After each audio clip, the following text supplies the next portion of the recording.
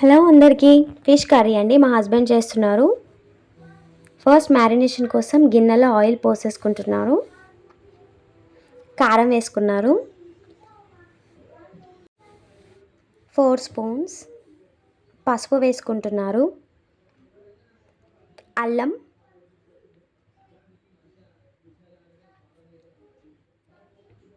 ఉప్పు వేసుకుందాం.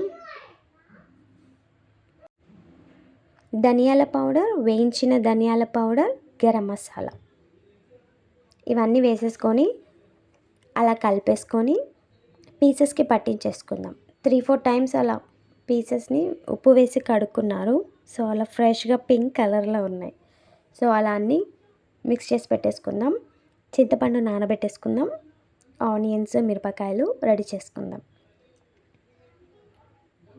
కడాయిలో ఆయిల్ పెట్టేసుకొని మిరపకాయలు వల్టిగా చీల్చామండి లోపల. ఆనియన్స్ వేసేసుకొని ఆనియన్స్ కూడా గోల్డెన్ బ్రౌన్గా వచ్చేంత వరకు ఫ్రై చేసుకుందాం.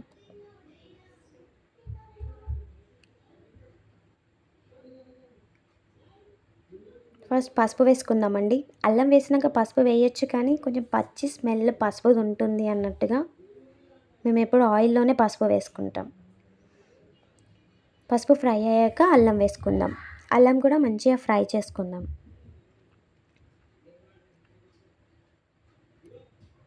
అల్లం ఫ్రై అయ్యాక కారం వేసుకుందాం.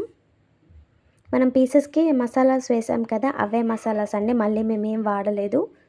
ఉప్పు, కారం వేసేసి ఆ మిక్స్చర్ అంతా మంచిగా కలిపేసుకొని మిక్స్చర్ ఫ్రై అయ్యాక చింతపండు పులుసు వేసుకుందాం. అలా చింతపండు పులుసు వేసేసుకొని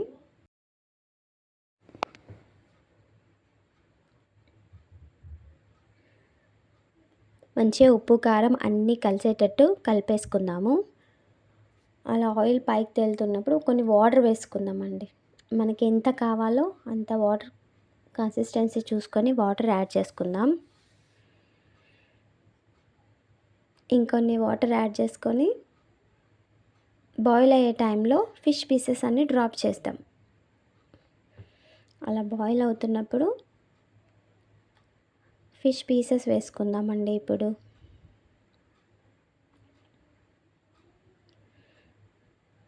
అలా ఒక్కొక్కటి పీసెస్ వేస్తున్నారు. కాసేపు మూత పెట్టేసుకొని అలా లైట్గా కలిపేసుకొని మూత పెట్టేసుకుందాం.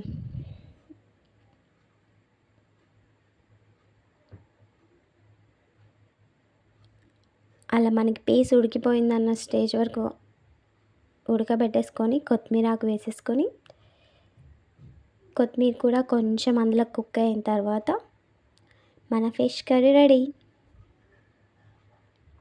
థ్యాంక్స్ అండి. లైక్ చేయండి, షేర్ చేయండి. మా వంటలు మీకు నచ్చితే సబ్స్క్రైబ్ చేసుకోండి.